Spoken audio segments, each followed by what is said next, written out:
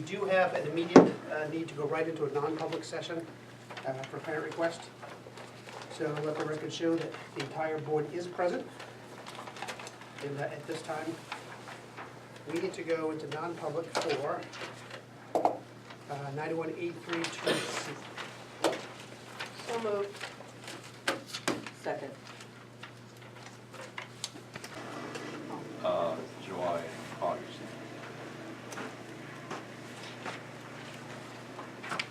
So because in the, I actually know this one, in the transition from one secretary leaving to the other one leaving, the new one did not know she was supposed to be reconciling petty cash.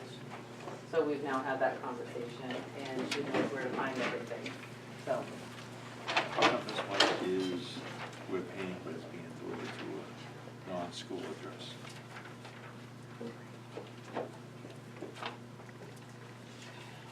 Okay. That's, well, it's for destination imagination, it should be, things should, that's part of our. Nope, and we've had that Contract- conversation with them and contracted. I've sent them memos about it, It so. should be coming to the school instead of to a personal address with the school money being spent. Yep. I agree. Can you fix that? And the third one is the Amazon account, as we mentioned. For some reason, Stratford and Nottingham have Amazon accounts that go to the SAU rather than the school district. Correct, But Northwood has one through the school district. correct. And why is ours not the same as theirs? Can we fix that? Yep. Okay. Would you like Stratford to have their own, or would you like, Well, I don't want to be or charged. do you want Northwood on the SAU? I don't know if we can tell Well, Northwood what to do. It But- doesn't make sense going through the SAU Yeah. for the items that were purchased. Okay, because we just have to do a credit app, so Please do. that's probably why. Like, it's one of those things you have to fill out like a credit application, and I think we were trying to keep it all simple on one invoice under the SAU umbrella. If it was, Kind of like if we. that was the truth, Northwood, we would be in, I mean, I'm sorry, it is the truth, but if that would be the system, then all three school districts would be put in rather than just two out of the three. Right. But I think the other problem is too, is that Northwood actually uses Amazon significantly more. So for them, it's better to have their own credit line. So that way it doesn't bog down, because if we get to our credit line and nobody can order. I don't think $75 is gonna Yeah. get us to our credit line, $80 on this one, so. Does Northwood use it more often because they have access to it? And is it, do they save money? No, they don't have access to the account. Northwood doesn't, then how are they using it? They submit a purchase order to the SAU, and we go online and we order it. So you are still, the SAU is still ordering it for Northwood? Correct. But they're bundling us. Okay. With We don't give Northwood, anybody a Nottingham? username and password, because we can't have everybody just going out there and ordering a ton of stuff from Amazon. You need to have a purchase order first. Oh, yeah, I totally understand that, I just Yeah. want to make sure that, I mean, because it would be a simpler bill to have just Stratford instead of having a bill that has Stratford and Nottingham on the same invoice. So you would like it to see Stratford have their own? Correct. Okay. Yeah, That's I cleaner. agree, I think that'd be cleaner. It's clear. Okay. We don't need to know what they're buying. We don't need to know. And they don't need to know what we're buying. We spend a lot more than that, so. They do. I'm just They writing have more on it. students. Thank you. That's it? That's it. Okay. They're Thank easy you. ones tonight. Can we put those back in there? And then, Yes. thank Right you. on top of that. So let's address the minutes from the last meeting.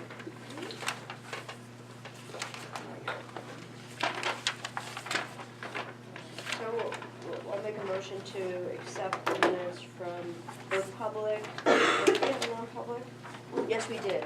For December 13th, 2017. There was a typo. Well, first we just have to get, I gotta do the Second. discussion. There was a couple, just, I think Mike Harrington would be so upset if he found out he was in charge of the 68 Yeah. hours of hunger. I thought that was interesting. On page 7, line 134. The program in Stratford is the End 68 Hours of Hunger. I don't know who it's led by in Stratford. Mike Harrington is our rep, and he called me with a lot of questions, wanting to understand the program, but he has nothing to do with the program. okay, He called so me I'll like just 5 mix that. times, asking me Okay, about he's a questions. he's a state representative. Yeah. He's not a Just 68 hours eliminate a that month sentence. representative. So- Okay. Caught me in him. Well, but then it doesn't tell us, we want to keep that, because we did discuss it, it's just, Well, you can just take that part out, but leave like line 133. how about but just that get we rid of, discussed it. in Stratford, the program, and just get rid of led by Mike Yeah. Harrington. And then just leave the program assistant, yeah. Yeah, Line 131, name, Mr. Nix, N-I-X. Oh. Next, yeah. Thank you. Okay.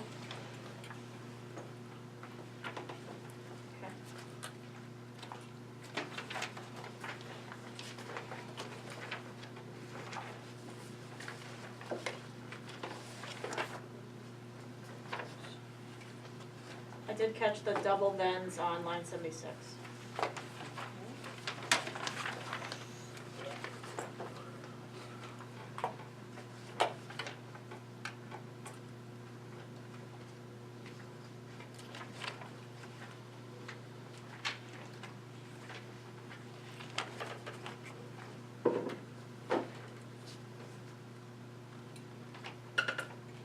Any other comments?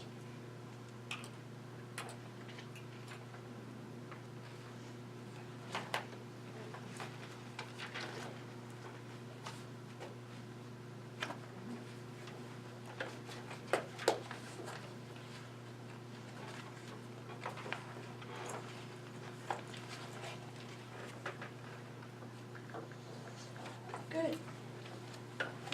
Everybody ready? So all in favor, accept the minutes as presented?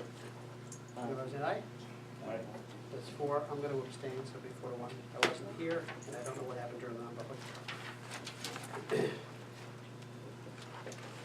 Miss Business Administrator. Hi.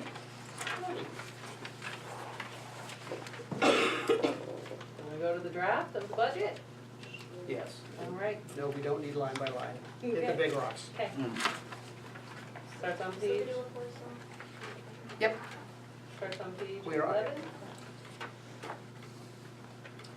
11. There's my memo to let you know what is enclosed in my report. And then on page 12, I told you the changes that we've made since the last meeting, but everything there was made at the last meeting.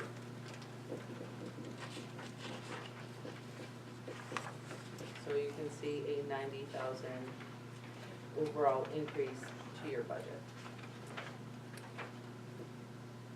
We changed the health insurance needed to be adjusted, the dental insurance needed to be adjusted, as well as long-term disability, and then you approved your transportation contract. Yeah, that was eye-opening for a guy who wasn't here. Yeah, Yeah, was it? that's, 20%. Apologies, Brian, I forgot you weren't here. Oh, that's okay. I followed up with as much as I could. So,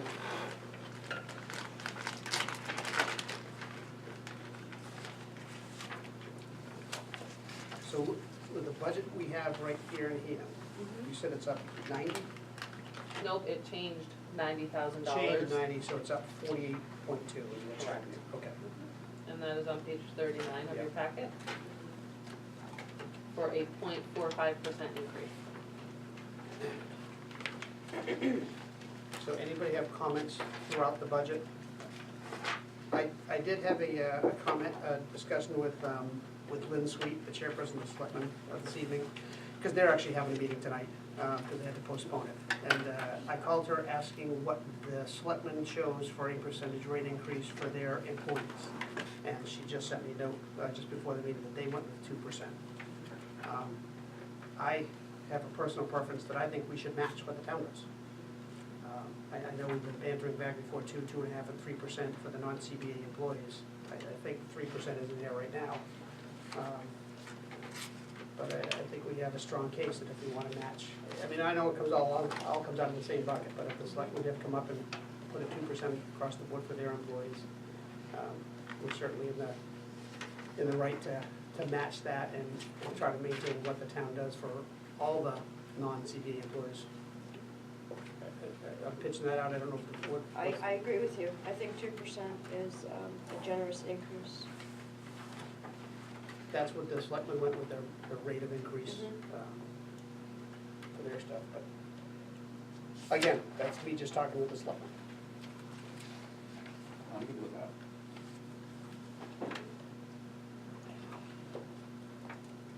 So that's a bunch of line numbers, I don't know if you just wanna make a flat motion to make that apply to non-CBA employees. It's a bunch of lines, so. I'll make a motion that we increase non-CBNA. Hold through Cobra. Hold that thought. Bruce, hold that thought. Employees at 2%. Second. Any further discussion? All in favor? Right. So can you, I know that's a bunch of lines for you now, That's fine. but so you understand you want to go for all the 3s to 2s. I've got it, I prepared something for tonight anyway, just in case that did come up, so. Wow, so you're gonna be able to tell us right away what that means? Continue to impress. Okay, I do not have a computer with Excel. Question, what If you you- have to do is take that. No, Oh, no. because you can't, No. because it's spiked every time. Right, it's all over the place. Right. I can start working on it now. Oh, that's what, I mean, but we're still in your section, so, any other comments on the budget while Marjorie's playing with it? Well, with the information that we have right now, but you have other information for later that would impact it, or? Right, well, based on, well, that'll be warrant. The fact-finding report is warrant. No, no. But you said that there may be Oh, return. that's right, so we did have one high step 19 employee accept our offer for an early retirement. So Marjorie has run some numbers, because yesterday was the cutoff date for them to notify, and I did send to the board that the SEA had voted on and accepted the presentation of that opportunity. So one employee did take it, and so with that position, we'll just leave it at a position for right now. So we can make some decisions as to whether we want to, I mean, the best way to save any money whatsoever on that is to send back to the administration. We would like to fill that, if we're going to fill that, within an entry level, which is the ideal, bringing some new staff members up through the ranks. But that's a board discussion, or not fill it. Or not, but Or stand by. I mean, there's multiple ways we can do this. But yes, you're right, that we do have a, so that will be one step 19 leaving. So that's, impacts this budget, because that person will be retiring Upon completion, so yes, in June, so it will affect, this budget will now go down one full-time step 19 staff member. But I guess I can't see us eliminating that position for next year. However, the following year, following the sequence of the class sizes, it would be eliminated naturally. You mean not fill? No, I'm just saying for next year, for the 2018-19 school year, I would think we would still need that Well, position. you've got 45 incoming, 44, 45 incoming fifth graders, and that would be like 22, 23 for 2 teachers. Seventh grade's been doing that this year. They have 22 each. Mhm. And I would rather I have think- higher numbers So- per classroom in the upper grades. So the beauty of this is, we don't have to decide right now. Okay, Okay.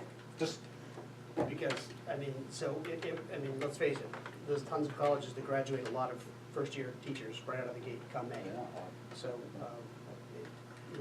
it's a good opportunity. We just found this out today.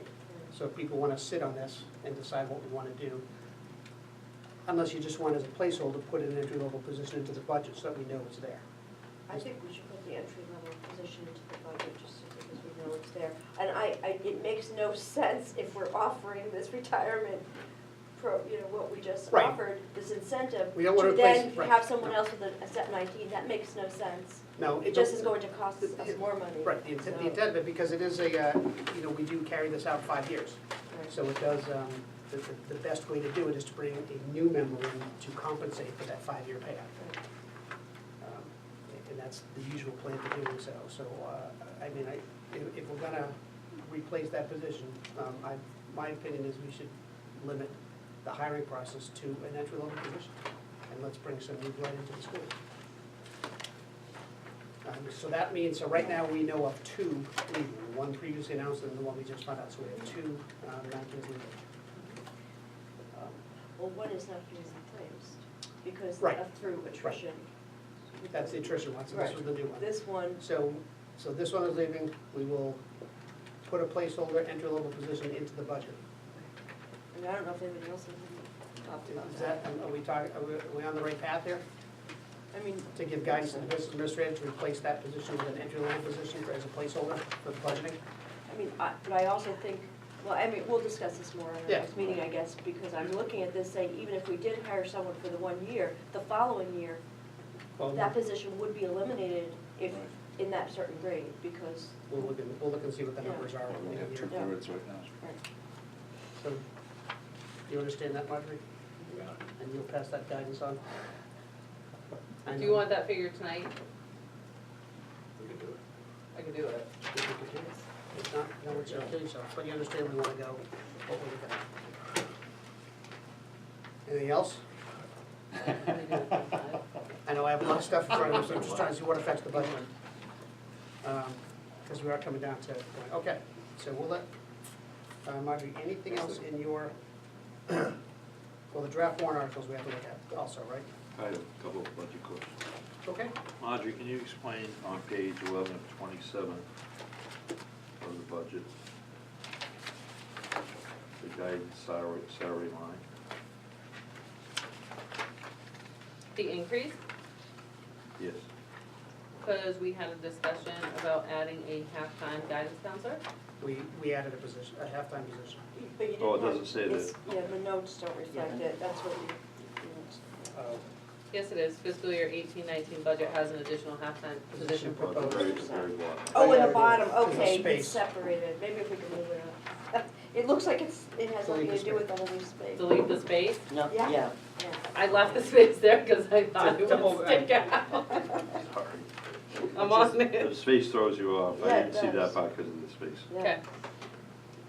We had the guidance counselor here, was it like a month ago or so? Yeah, And she The November just meeting. shared all the things that she's been doing, and it it was. sounded like she really did, we did need to have a half-time position. And since, at that point, we had a teacher retiring, we filled it with a half-time. We felt it worked out for this year. How about on page 21 of 27, at the bottom, the head custodian salary? The head custodian salary, Correct.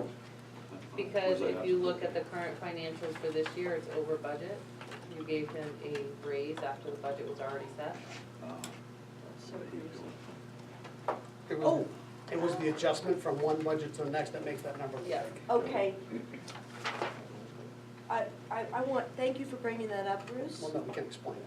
Because we just talked about adding the 2% to everyone, non-CBA, which would also So that be drops that. the custodian. And I wonder if that one individual, that one position, since we gave such a huge raise just a few months ago, needs to get the additional 2%. We gave a very Board large did. raise You're just a few months ago. So then giving another 2% right now, It's certainly up to the board for pressing. No, you're right, we did, they came to us with the salary increase at the end of the summer. isn't it a $5,000 raise or something? To bring him up to the other districts. Yeah.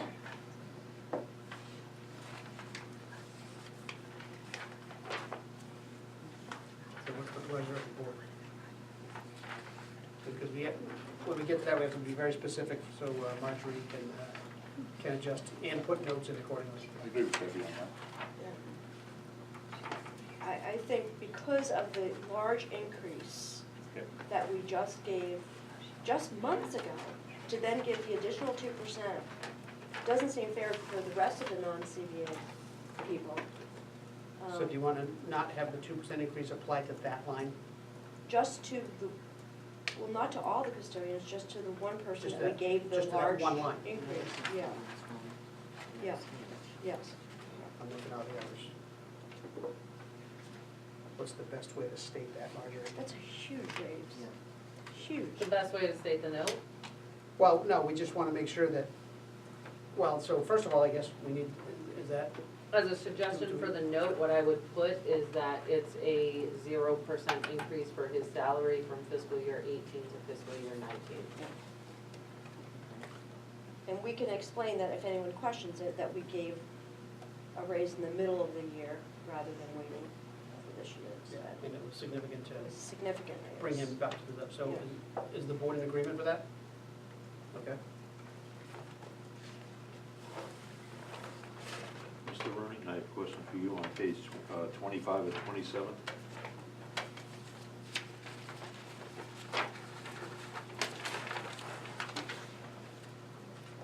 How's the homeless transportation amount compared to what we're paying this year? Well, he just had some great changes last week, so I can't offer you any. I wasn't aware of that. I just see it coming through on the bills. Right, so that last bill, that safe passage bill, is no more. So I can't answer Okay. you with any, because the encumbrance hasn't been released, it only is gonna take effect on January 1st. So what is this number based on for the 18-19? That was based on your usage. Usage that we never had before, until 3 years ago. yeah. No. First time it was in the budget was This year, this year. right, because it was always sort of hidden in the special education line. Right now. Oh, that's right, this is the one that's broken out. Yeah, so I pulled it out, so Okay, you that's why- notice so your that's why this- special education, transportation, elementary went down 23,000. So that's why the 17-18 is 0 on this line. And I because it- calculated your usage, Yeah, okay. and so I may be able to offer you additional reductions, maybe the second meeting in January. Okay. Thank you. We like reductions there.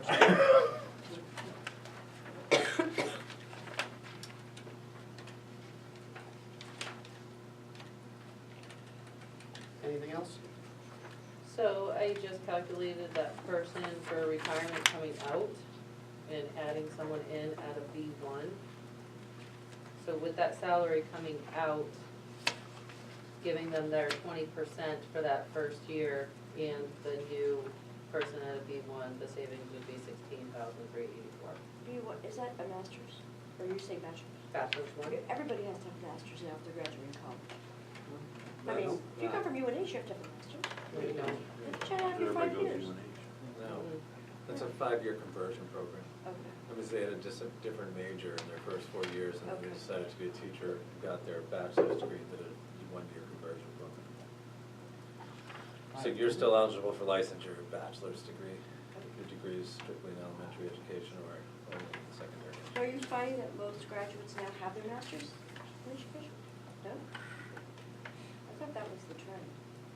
I think it's, You could budget for an MA one. I was actually gonna ask that question. Most people have. When other No? questions Yeah, started. all I right, don't, because okay. some people don't want to do that because it may lock them into the system. And then we actually pay for their master's. Exactly. that's There what you I was go. gonna say. So there you go. Questions?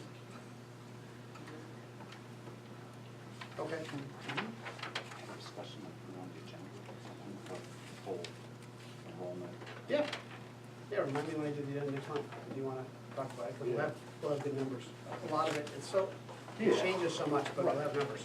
But I just wanted to get on the same page with it. Okay, so that'll carry over 5 years. Correct. So is that budgeted? But the 16,000 will carry over 5 years. Because every year you're gonna get an increase. Yes. It's a Well, savings. but, so, Oh, right. just so the board's aware, so the first year, That's when the right. teachers do this, you have to account for New Hampshire retirement. Because within 90 days, if they get a paycheck, they still have to contribute to New Hampshire retirement, and the school has to pay.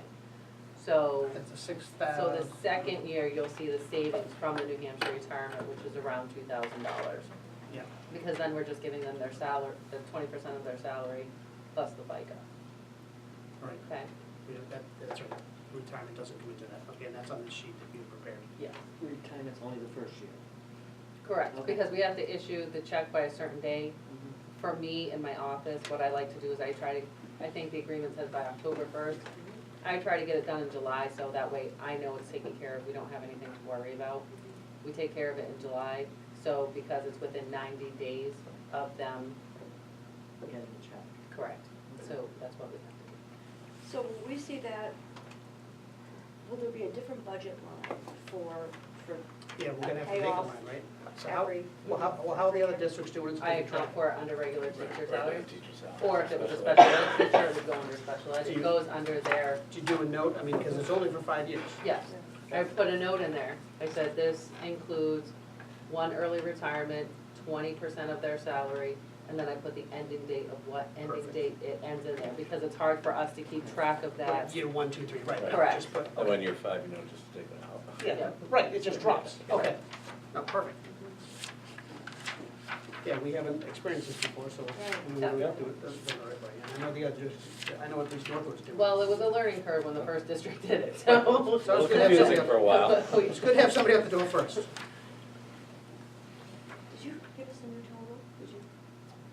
I can't give you a new total yet, because I'm trying to answer your questions and calculate the 2% raises. Okay. I've got 15, 20 people, I've got to calculate their raises now, so. That's okay. Okay, I'm working on it. Did you have, for some reason the band discussion is on before. I don't think that's right. Because it has to do with the budget. Oh, right. And I know the board talked about the position Yeah. at the last meeting, right? The problem is, the information that we received, the general music information, I think, was what we wanted. This information in this format, did you see this, Bruce? Yes, I did. I think it's very difficult to understand. I would prefer it to be similar to the way, I don't know who prepared this, but the general music one is prepared in a way that's very easy to understand. These scribbles and numbers all over the place, it's So- really hard to understand. You were looking for the numbers. We wanted to know the participation level for band, chorus, and general music. And didn't we ask to see if the participation numbers had gone up Yes. or were the So- same, or they? So I did get an email from a resident, Miss Helm here, and so she talked about, so just band enrollment. And they apparently had a concert, I think just before Christmas. And she sent some pictures of the three, but, so the numbers she presented were there were 89 student names in the program from grades 5 to 8. So rule of thumb, if there's an average of 40 students per grade, approximately 160 students are eligible to participate. So approximately 50% of eligible students participate. And that's strictly for the 5 through 8 band. About 40? I don't know, so remember they split the concerts now. Right. So that was only the upper level concert series. So that's just the one number. I don't know, and if we need a better breakout of that, I can get that from Dr. Young. I don't know, does Okay. anybody else want more information? Or you have, So we still want to clarify the amount of participation in the, we asked for a lot of information, we didn't get it. okay, I'll chase that down with him.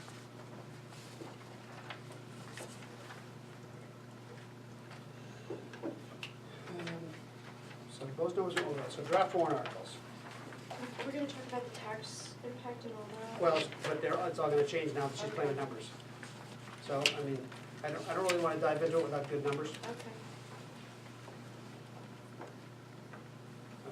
I know the best thing we want is we want it to lower.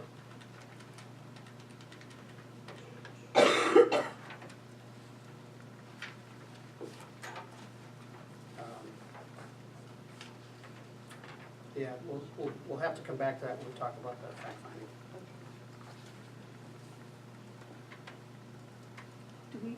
Don't we usually put the snow date in there? Yeah, we talked about that Yeah, last week. we need to have, The last meeting, we said that we would have the snow date the Wednesday following the Monday because the following Saturday is already So booked. it'd be the 14th, because elections are the 13th. right, Right, so it'd be the 14th. I think you folks decided at the end of the meeting that you were gonna do that, didn't you? Yes. I saw it in the notes. The snow, so we want snow date, Oh, the 14th. Right. that's for the district hearing. district meeting. So the first one is starting at 9 AM on the 10th. So, and remember, we can sort the articles how we want here. So Article 1 is the voting, which will have taken place, oh no, it won't, No, be after. it'll be after. So do we want to change that? I guess you can move it, it doesn't really matter that order. So Article 2 is the district vote, and that's the number we'll get once we finalize. Article 3, so the wording isn't correct because there is no agreement in the collective bargaining reached between the board and the Education Association. There's a fact-finding report that needs to get voted on. So we'll need to change the wording of that entire article. Then the other two are the standard 25,000 to, Mr. Chairman, sir. I'd like to make a proposal, we eliminate Article 4, 5, and 6 of the warrant articles for the district meeting. The reason for that is we're already up in amount without knowing what the fact finder's report is going to add to this. And we're already increasing the tax rate significantly. We do have Articles 4 sufficient at $320,000 in the capital reserve fund, I believe. Article 5, the capital reserve for education of persons with disabilities, we have never used, and right now it's at $201,000. And for the generator, I would suggest we take that out of either the capital reserve or the cover the money at the end of the year. That would be No, I mean, $70,000 off the top that we wouldn't have to ask the taxpayers for, and then we already have money in those accounts. I agree with this, Pat. you don't have that? No, townspeople ask us every year why we bring it forward to them, and we say because you can tell us no. So we just don't even want to bring it forward this year. And I'm okay with it. But you are correct, shouldn't we change Article 1 and Article 2, flip-flop them? Because the voting's coming after the meeting? It doesn't, I mean, if that matters. Does it? I don't know, I think that always has to be Article 1. Does it I have think to be by one? state statute it has to be It does? one. Okay. It may be we just vote. So I'm understanding in the board agreement that we are going to strike Article 4, 5, and 6 as presented. Well, I don't know what other people think, I just made. No, No, that's what I'm looking at the board, is Okay. I want consensus that we're going to do this. I agree with Article 5 and Article 6. Article 4, I just want to clarify, what did Gary ask us for about this heating system? A couple of months ago, he came forward with It's like, the boiler. our boiler's like $100,000 or something. Hang on, I got it. There's still 320 in there. Okay, I just want to make sure that, because we said we were taking the capital reserve, we didn't. That's the only thing right now that I foresee as capital expense except possibly a septic system. Right. We're overtaxed that, the Yeah. population going down. Hopefully we can maintain what we have. Can always go back to Article 5 next year. Right. If it was $100,000 that we said we would, those boilers, he said that we might need this winter, do you remember that meeting? Yep. Okay, I don't was have it it in front of me, I just can't find $100,000? So if it's going to come out of there, we just need to know that we'll have 220,000. Because he made it sound, were you at that meeting when you presented Debbie, this? this whole No, I process. wasn't there, but I did hear about it afterwards because I know the history of the boiler. There's a whole process, Debbie, in that, though. I don't know if we have, I think that'd be the worst-case scenario. Well, he had someone in here, and he said that it could possibly all go this winter, that we needed to have this done immediately. And I thought the figure he gave us. $100,000. It was $100,000. Replace oil burning boilers. Our 4 existing burners are residential grade. They were installed in 2006. This past summer, we had the coils replaced for $6,000. When the technician assembled them, he found them to be rusting from the inside out. In this poor condition, he recommends we not put any more money into them and replace them as soon as we can. We're hoping to get through the 17-18 winter without any major problems. He has a recommendation of 2 different kind of boilers, but his anticipated cost is $100,000 plus.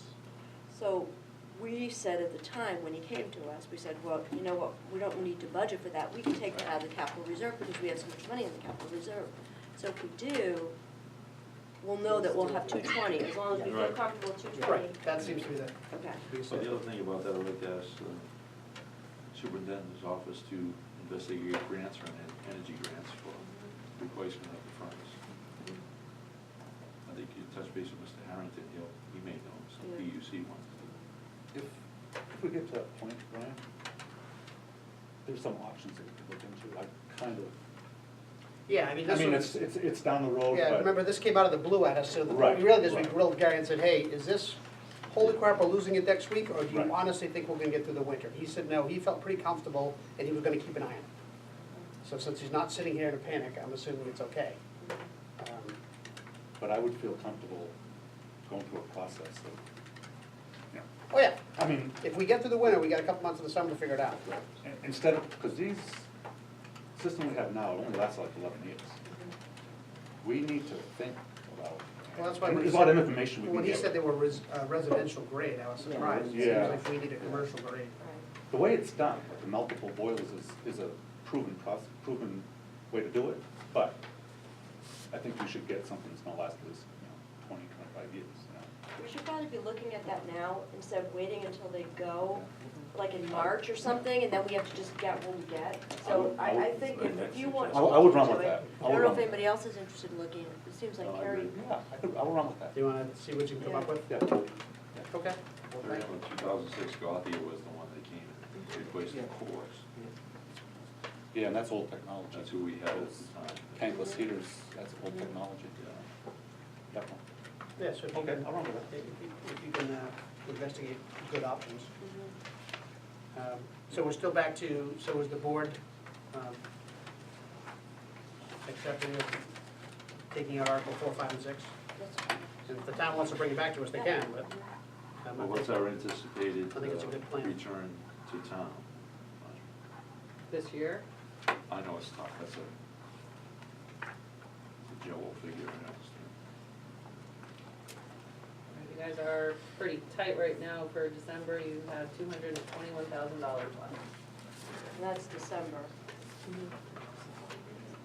So we're not gonna be giving back as much as we normally do. No, well, we knew that, but we're also, we didn't, last year we didn't ask for as much as we normally did either. You know where I'm going. Okay, we'll bring that up later. Yeah, and also, do you feel comfortable, Scott, with that amount that we have in the special ed fund?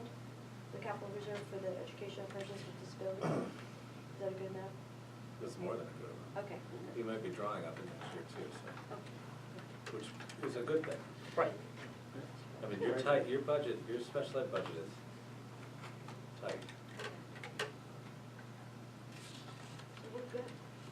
So, can I just go back to, Are you gonna come off of the warrants? So we just want, well, you guys came off the warrant, I, I have no, questions. so I want agreement, so we're gonna strike 4, 5, and 6? Yes. Okay, thank you.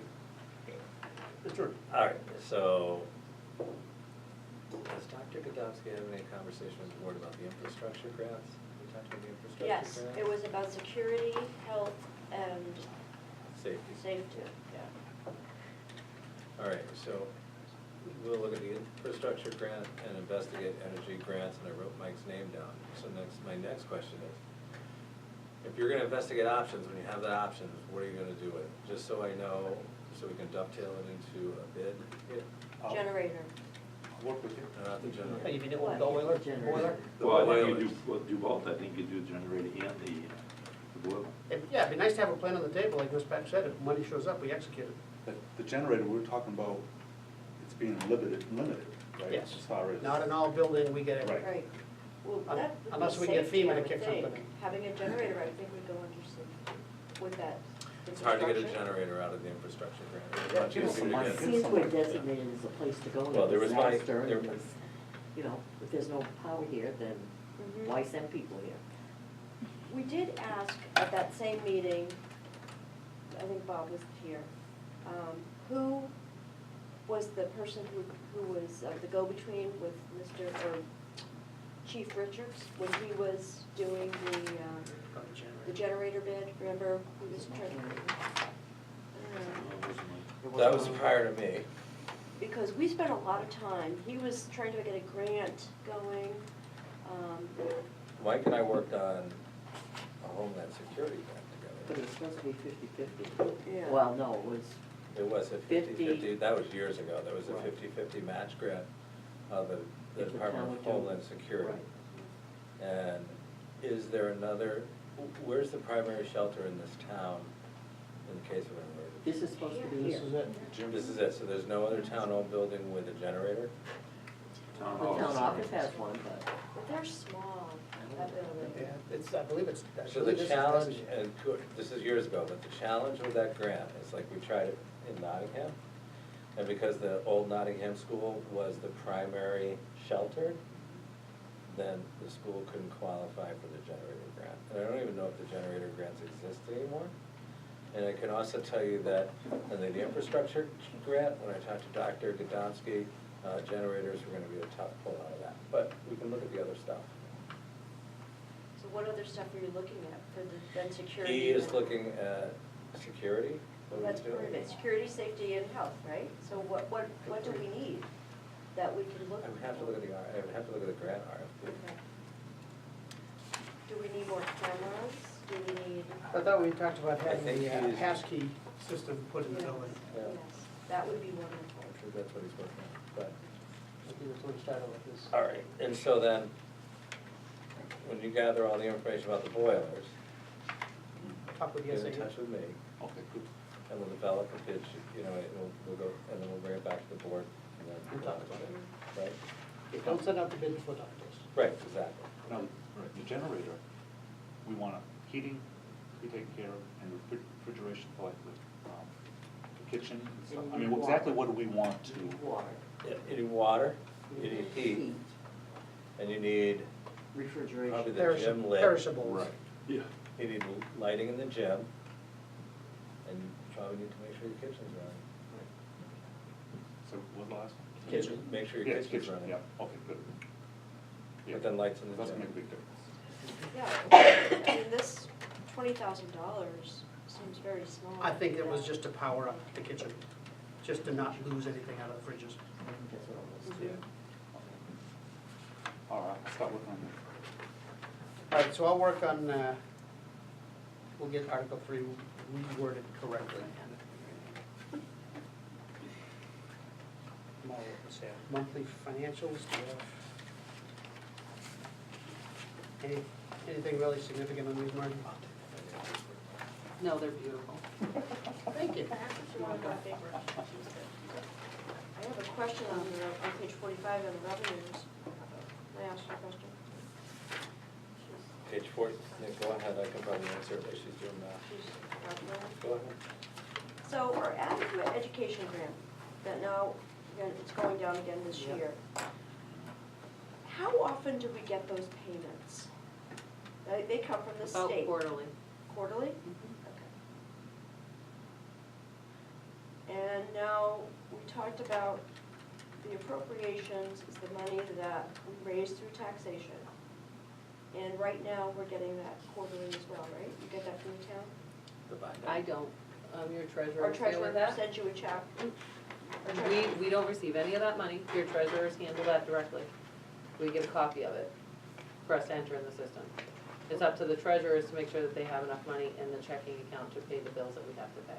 Okay, so the treasurer pays all the bills, you just give her the bills, No, she signs the checks though. she signs the checks. We prepare everything, so you guys Prepare just the signed off checks. on everything. Okay. I bring it back to the office, we print the checks tomorrow morning, they go out in the mail. Sorry, we print the checks, somebody drives to her house, drop them off, or wait for her to sign them, come back to the SAU after everything is signed, and mail them. Okay, so that's quarterly. Is it quarterly? We do that every 2 weeks. Okay, but when is she giving you the money? She keeps, so she does her own bank reconciliation, and she Right. knows what bills are due when. Okay, So we pretty much call the treasurers and give them a heads up, just so you know, we have payroll this week, it's gonna be about this much money, we have this. Sometimes if there's not enough money, we will hold a big check at the office. so we pay the portion that Stratford pays toward the SAU is about $330,000, something like that, right? We make payments to the SAU, yes? Yes, How often do we make those payments? those are quarterly. That's what I was The asking. SAU gets quarterly. That's what I was asking.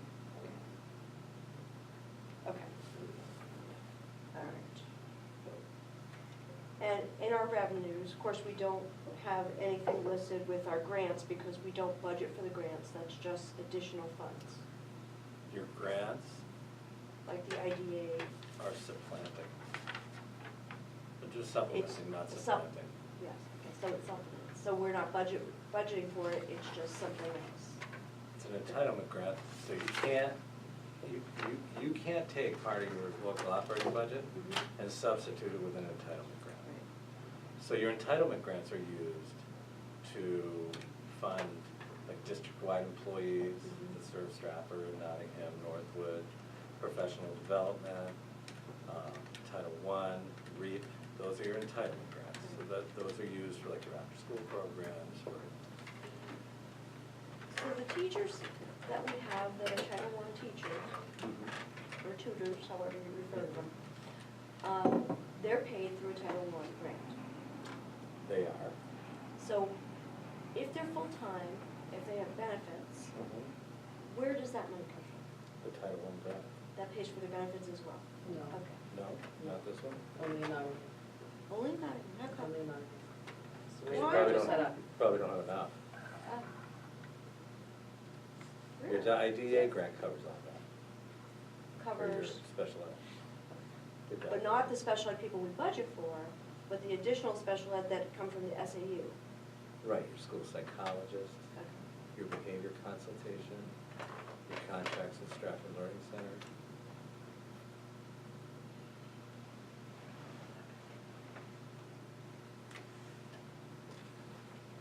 So why is it that Nottingham has the benefits of their Title I teachers paid by their Title I grant? Without looking at what your Title I allocation is, I can make an assumption that they're, because they have more students, that their allocation is higher, and so those costs are able to be covered out of the grant. Thank you. But that's an assumption. I have a worksheet back in my office. I don't, you know. Any other questions on the financial? Anything else we need to be briefed on, Marjorie? I'm good for now, Brian. Okay. Just trying to get your final figures over here.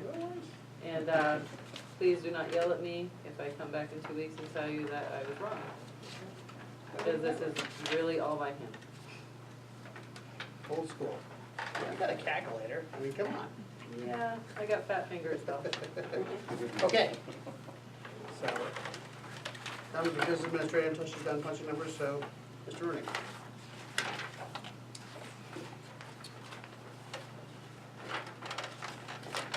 Page 54. Thank you. Got two parent flyers. One for keeping kids safe in our technology-driven world. That'll take place at the Northwood School on January 17th. In my director's report before that, we're also going to put out a permission slip and get a bus and take your 7th and 8th graders down to Northwood along with the Nottingham kids to see Miss Greer's presentation. She's been on ABC News, she's pretty engaging with the kids. We're hoping they walk out with some good skills after that, and then we have a parent night directly after at 6 p.m. in Northwood. The one after that is in Stratford, and that'll be Judge Broderick talking about stigma and mental health to parents. Yep. And I believe we're going to sneak in an SOS, a signs of suicide parent video after that, not from him, but from Ms. Bagnata, for the parents to view. They're talking about the signs of suicide. This is the thing on page 56, that's happening on February 13th? Yep. Okay, good to know. So both those flyers are out there. On page 57,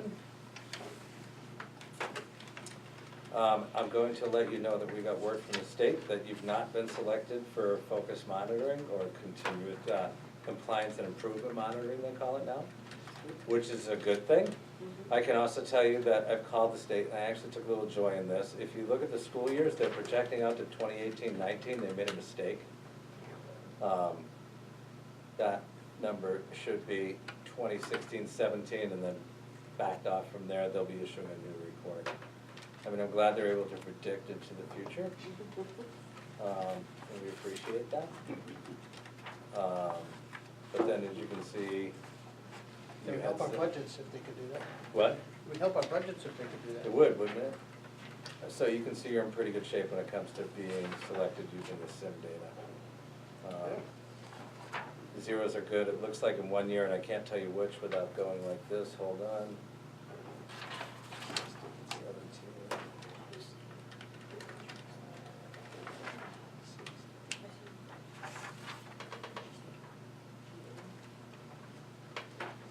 Yeah, you're looking pretty clean, you had 3 evaluations that weren't done timely, although I questioned that data because I was here then, and I'm pretty sure that you didn't have issues, so I will get in touch with the state. Either way, you didn't get selected, so that's okay. Yep. And then the rest of my report is on page 54. I noted some changes in your census. Again, we've been up here a lot and reviewing IEPs and going to meetings here and there. I have been specifically, and Mr. Byrne, and we've been attending your special education department meetings. And the last sentence has to do with something I've already covered about the parent night. Any questions? No, thank you very much for your time up there.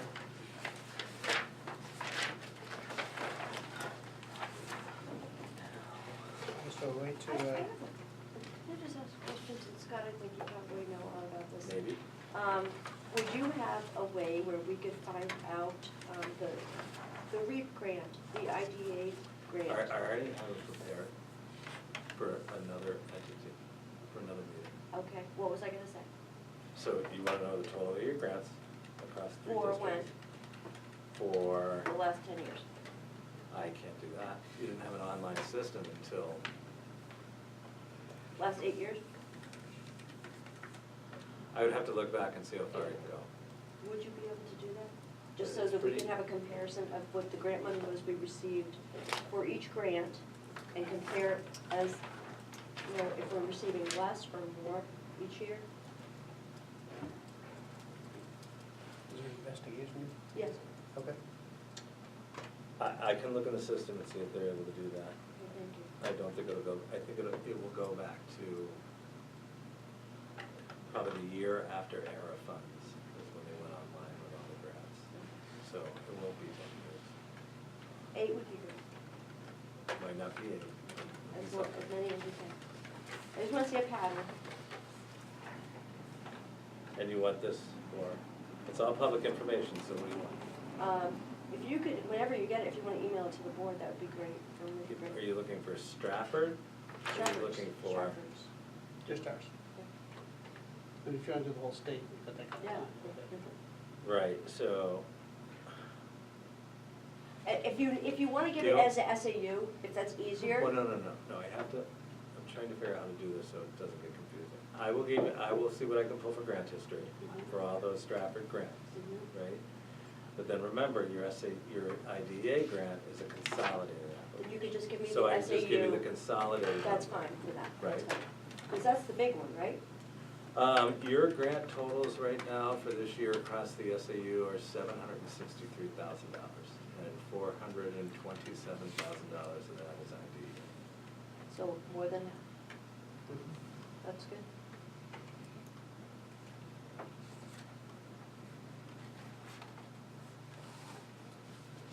You're just gonna keep rolling, you get all I these guess chunks? I am, yeah.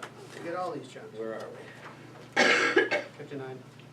Personnel report, you have a personnel report in your packet on pages 59 to 61, and you also have one that I handed out tonight. You did?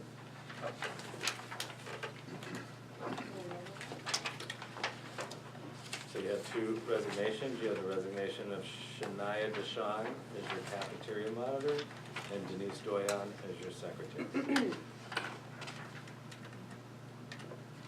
And the letters are behind the report. Make a motion to accept the Stratford School Board Personnel Report dated December 27, 2017, as presented, and with regret, especially for Denise Doyon, and thanking her for her years of service. Yeah, we have 2 reports, David. Can you send a letter to her? Oh, okay. And that was the resignations? I'll just that personnel report. I didn't do the second one, I just did the one. I'll second that.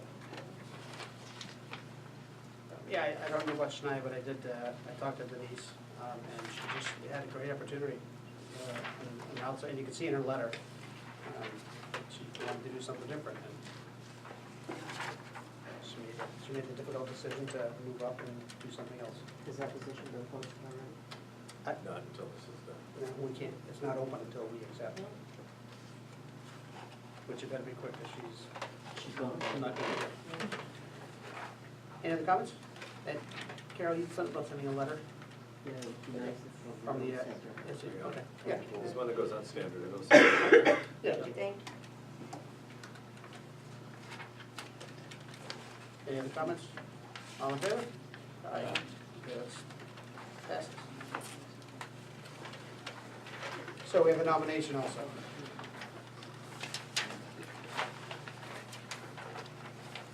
Is this a replacement? It's a new- No, this is a new position, we discussed that earlier in the fall. I was analyzing things, and we came back and said, I'm gonna need to hire, and I advertised. and they hired. Could you refresh me on that? Did we do Student lead. the student need numbers? IEPs. No, not numbers, but, right. An IEP. Oh, What does Monmouth mean? Monmouth is.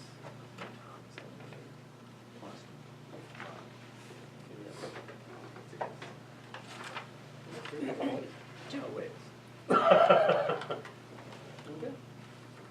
Make a motion to accept the nomination of Barbara Spatafora Exactly, good job. as a para-sped for special ed. Salary of $14.55 per hour. She's a bachelor's 6, is that what it is? She would have entered as Bachelor 7, but your CBA, so I deducted that. Do we have an hourly, how many hours? Right there, she'll be. your normal. Full-time? Full-time? Second. Guess she's been over at Northwood. What is NECC? New England Center for Children, it's our autism program over in Northwood.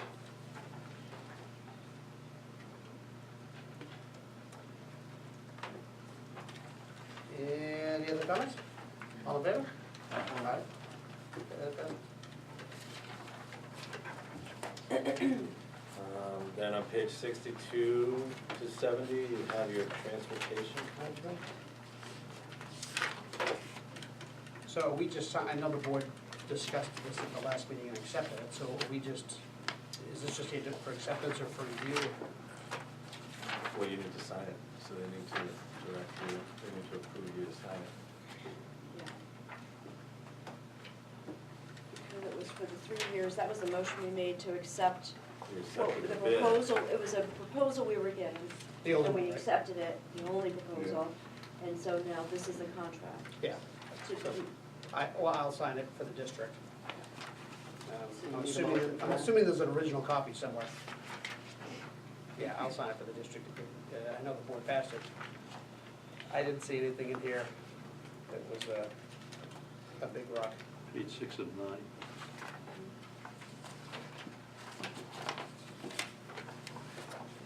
First item.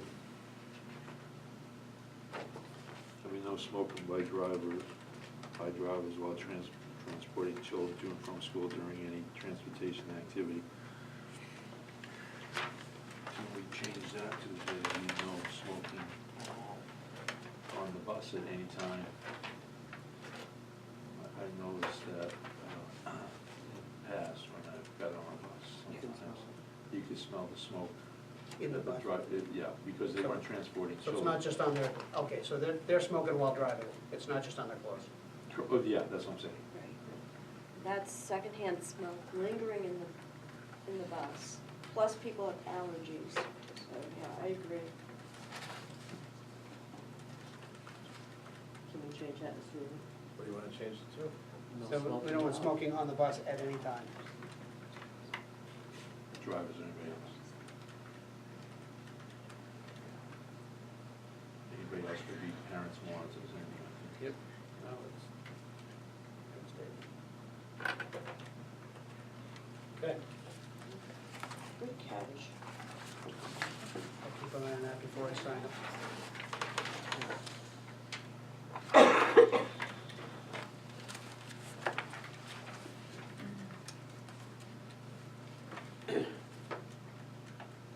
Oh, you know what, I didn't get as far as page 8 of 9. Number 12, 8 of 9, tobacco use is on that. I don't know if that clarifies it or not.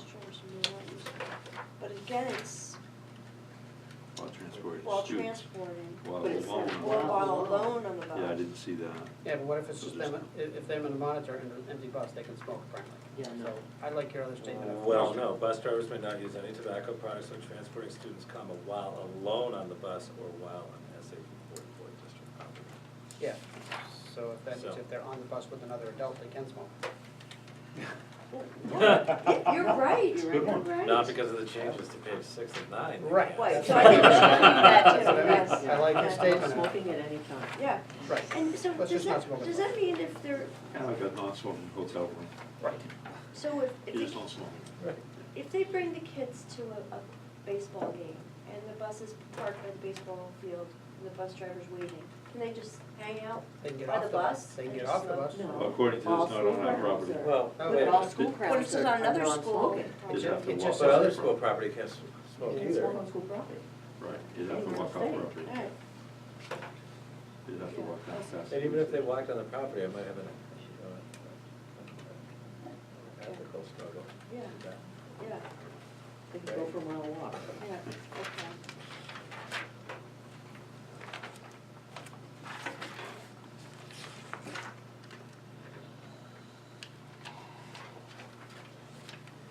Okay.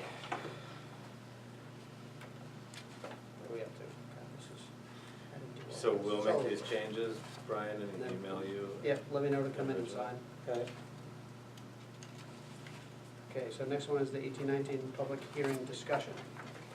So we need to set a date. And February last year? yeah, so with our meeting on March 10th, the earliest date for school board hearing per the cheat sheet that we get from legal is January 9th, Tuesday. That's the earliest we could have the hearing. What's the latest? Last- February 13th. Yeah, go on. Am I supposed to be present for any Yes. All of them? Well, no, these are district meetings, so actually the district clerk. Well, for the budget hearing, The budget hearing is the school district clerk, just like the budget meeting is, right? oh, The district hearing, oh, it's that's the, because Carol was in. Yeah, Carol was because she both. was a dual role. it's the district hearing and district meeting, so that would be Okay. Chris Payne, Okay. because she loves having that. Okay. I mean, you're welcome, we certainly won't exclude you, you just can't vote. We often have meetings right after Right, so we'd our have to, budget hearing. would have to decide that. Yeah. So, I mean, my recommendation was gonna be, so our February meeting is the 14th. I don't think we wanna have a whole bunch of people there on Valentine's Day. I was gonna suggest the 13th, but now we have a parent presentation that evening. So who's got a better idea? I remember often doing it at the end of January, maybe January 24th. We need to have a snow date for that too. Do it a calendar. Yeah, ice stick. I do remember doing it in the January. It's cold. Usually the end of January, beginning of February is when we usually, like the last week in January or the first week in February. And it's usually on a Wednesday, because we do it on a regular board meeting night. So we have a January 24th, well, I don't know if that's When's our regular board meeting in January? the 10th and the 24th. We have to post the notice of hearing in a newspaper and post it at least 7 days before it's held. But the earliest is, the earliest is January 9th, so we could have it on Wednesday, January 24th. Which is, it's 6 weeks out.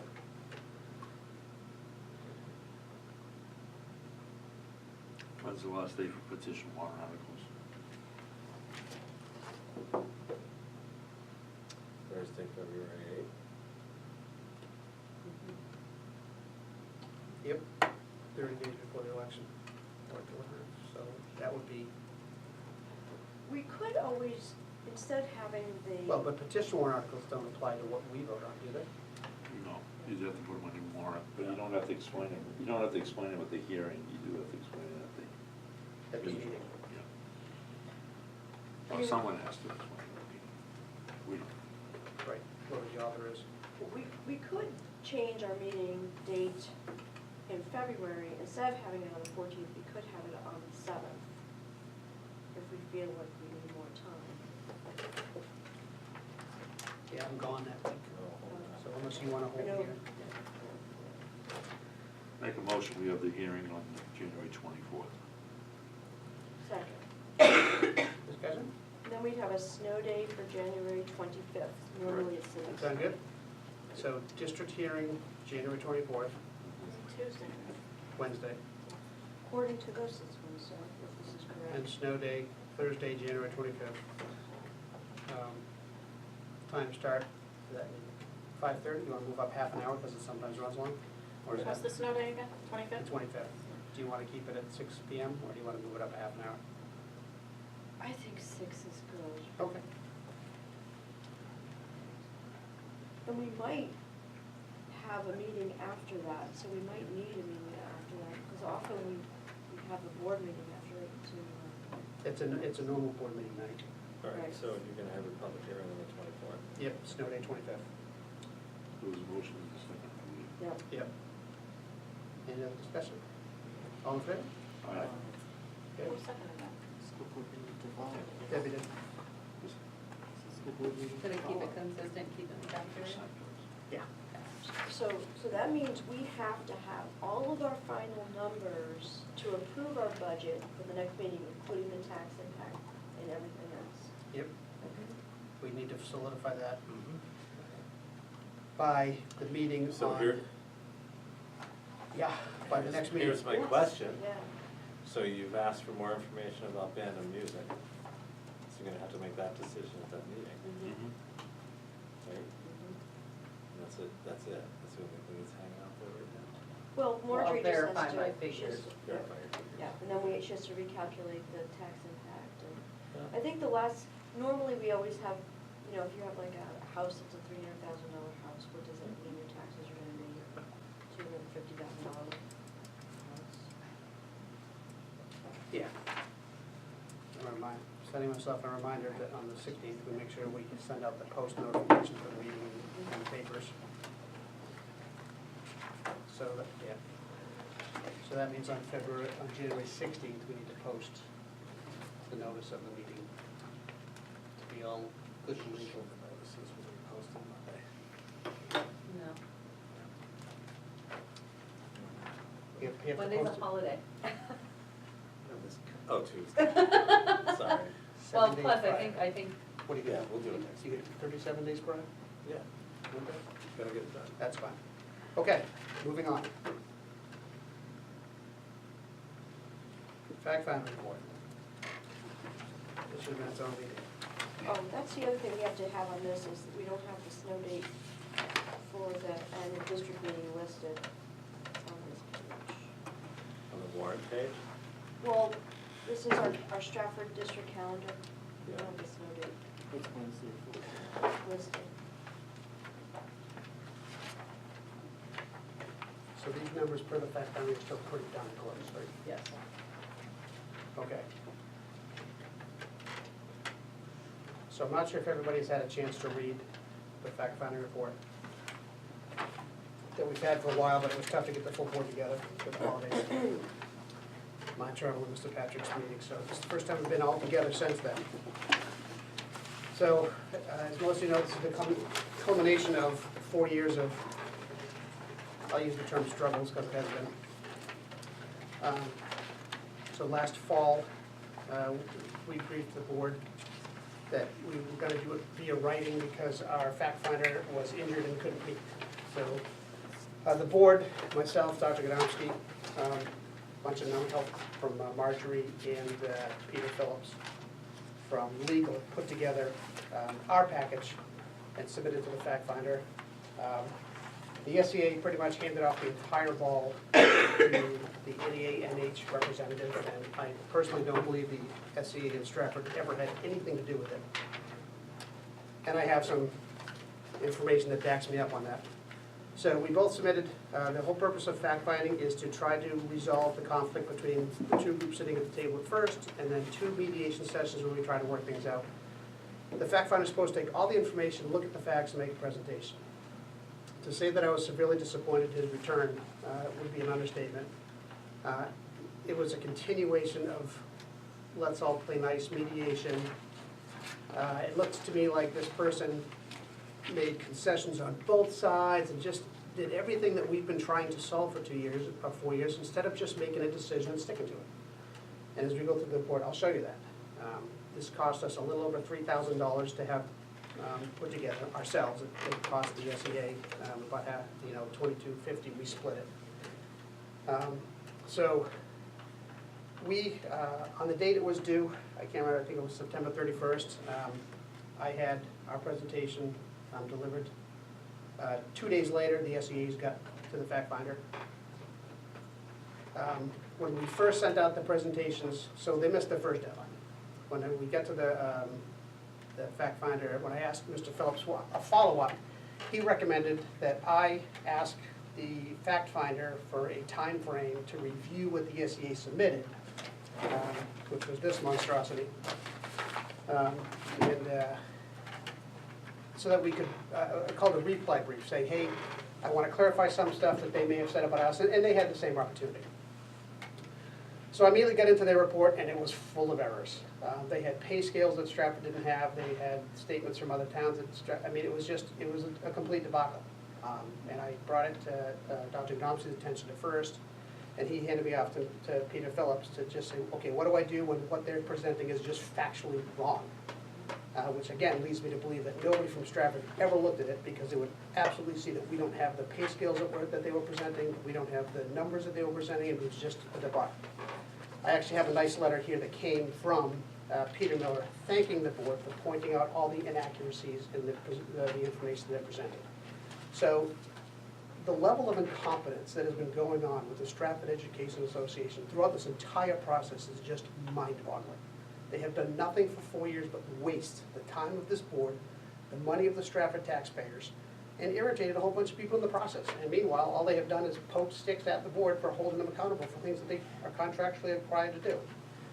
So when this report came back, I'm interested in some things he came up with, but again, he also did not even look at the things in his answer, and we'll go through it, didn't even respond to the questions that the board brought forward.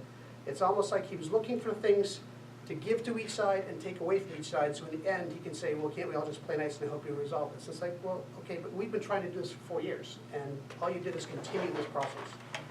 So anyway,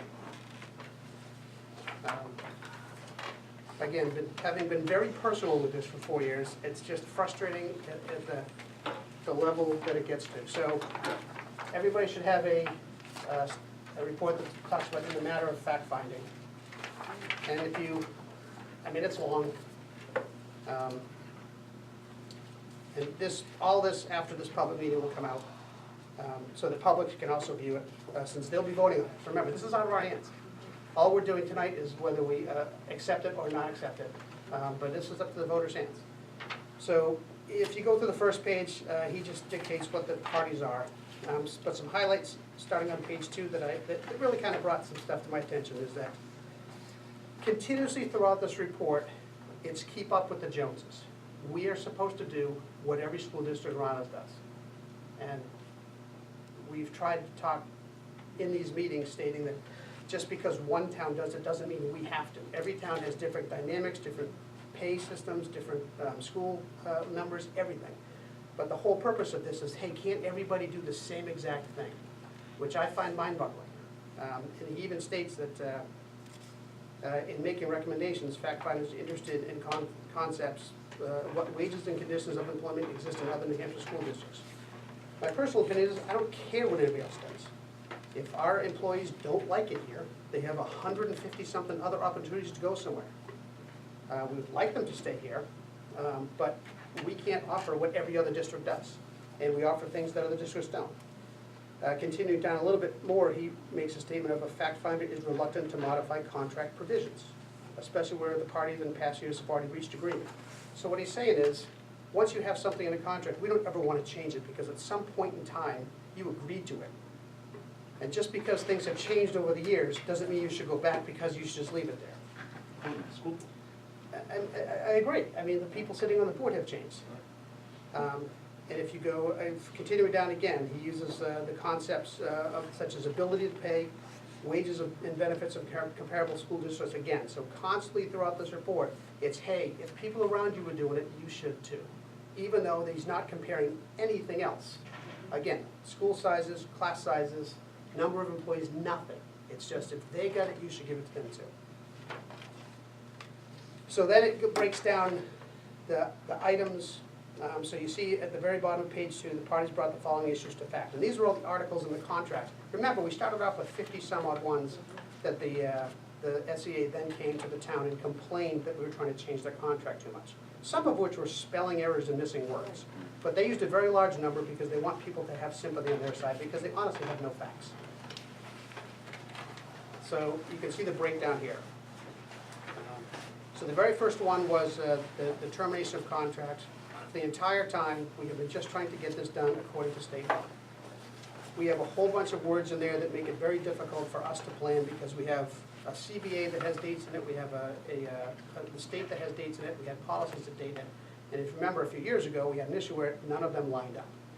So throughout the contract, what we've tried to say is, hey, let's do everything according to the state law, which, by the way, the NEA-NH, their guiding unit, has agreed to. They have been fighting us every step of the way because they don't want anything changed. And you can see down in the discussion, one of the arguments of the fact finder was the current language has been in place presumably for a number of years and agreed to by both the district and association, so he doesn't want to change it. And it's like, well, why do we have a termination letter date in a contract if we're never going to be allowed to change it again? It just doesn't make any sense to me. A contract by definition has a termination point. And upon termination, you go back and talk about it. So, again, he didn't like that because the language hasn't been, I don't know. I don't understand his position here. So he, when you're looking at the bottom of page 3, he's basically saying we want to eliminate, the board is asking to eliminate the current language and replace it with the language of RSA the 189.14, which is actually the law. It's the state law. So all we wanted to do is. We want to take out all of this noise, because Okay. the problem is, there's an arbitrary date of February 20th in there. That if we don't meet the date of February 20th, we now can't terminate an employee at the end of June. The state law actually pushes it out a little farther. Again, so unless you identify something, so what that drives us to do, and if you didn't know, a lot of times you sit a bunch of people around and give them letters on February 19th, just to comply with the CBA, when all you're doing is protecting yourself in the event that something else comes down the road. I mean, it's ridiculous. So that was the one that he says, no, we should leave it alone. And I'm So like, he doesn't want us to have the language that's in the law? in the no, what contract? he wants, his recommendation is, because it's always been there, we should just keep all the language there. That's, and you can see, The unfortunate thing with parts of our contract is that it's never been rewritten, it's just sort of been cut and pasted. Absolutely. So every few years, a another group mess. got together, and people didn't wanna take the time and effort to redo it. So that's why there's, grammatical errors and there's spelling errors. there's missing words. Because people just would take something and there's- sort of cut and paste I it. It's agree. never Some been repetition, which it's should never be- been rewritten. It's never, and so again, you'll see a lot of comments throughout this are, well, it's been that way, and so you should leave it alone. Well, it doesn't make any sense. So the next one on page 4 and 5 had to do with the reduction of personnel, and again, it's just the language. So we wanted to reword the language, again, keeping most of that paragraph, but right now, the language states that if a person is laid off, they are automatically hired as soon as the position opens by CBA. So if we had a RIF this year and we lost a first grade teacher, and then next year, an 8th grade teaching position opens, we have no say whatsoever in the matter, that person automatically gets put in.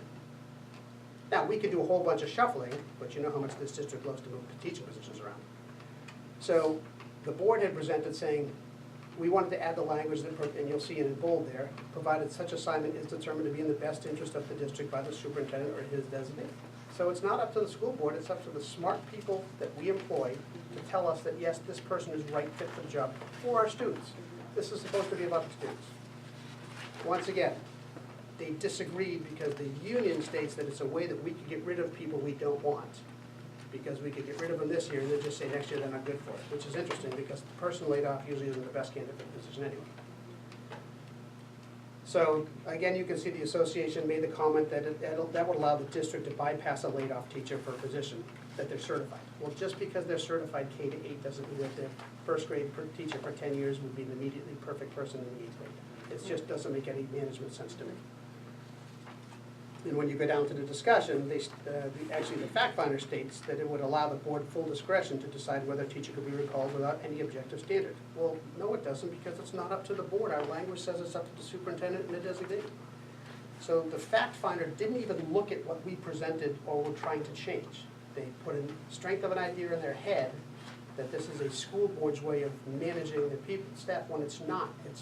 We're handing off what's in the best interest of our students to the people we hired to do that. So again, he said, leave it alone. Delete the outdated article. The personal leave. This one has cracked me up since it started. So the current language says employees will be granted upon prior notice up to 2 personal days paid leave annually. And you can see the rest of it. So we want to, the board presentation was the employees will be granted upon prior notice and with administration approval up to 2 days. All we said is, if you want to take a day off, you should ask your boss, the principal. That's not an unreasonable thing.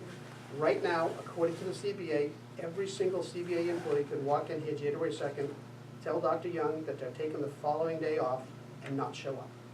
And that would be completely legal according to the CBA. Will it happen? No. Is that ridiculous? Yes. But is it unreasonable to ask the employees to let their supervisor know when they're not going to be there so that he can ensure that he has coverage? I mean, we all know how hard it is to get substitute teachers at the school. So all we asked is the teacher asked their boss. That, again, so the SCA presented to their organization when I was at the meeting that the school board was trying to take away their 2 personal days. I flat out told him he was lying to them, and that's not what we were trying to do. And you can see in the discussion of the fact finder, he never addresses the fact that all we want to do is ask them. He states that it's not unusual for staff to have 2 to 3 personal days. The current provision restricts employees from using during personal leave. There's insufficient justification to amend the current personal leave provision. He never addresses the fact that all we want them to do is ask their boss for the day off. So that he knows, hey, come Thursday or Friday, I got 1 or 2 people. If 6 show up, he can say, I can't get the coverage, no, only 2. Again, it takes away the management of the administration. So he says, leave it alone. Working conditions, we talked about the fact that it's, right now we have approximately 30 minutes before to approximately 30 minutes after. It's tough to know that. So he agreed with the board on this side, stating that yes, it's not unreasonable to state that they should be here at a certain time and leave at a certain time. Now, we did try to change the last sentence where they say that they can leave when the last bus leaves on Friday by stating they can leave when the last bus leaves on Friday as long as the administrator lets them. Thereby meaning that, hey, if he needed to talk to the group, had a meeting, and this was all worked out with the administration. I didn't write this out of the blue. And so we talked to him and said, yeah, it'd be great if he had some time after the bus leaves, say, hey, I need to talk to the staff, have a meeting whatsoever. Hey, could you folks stay? Otherwise, leave. But again, he is managing his staff. So I was interested when the fact finder just says that under the board's proposal, the administration could change the times the staff would be allowed to leave at the end of the work week without any advance notice for any reason.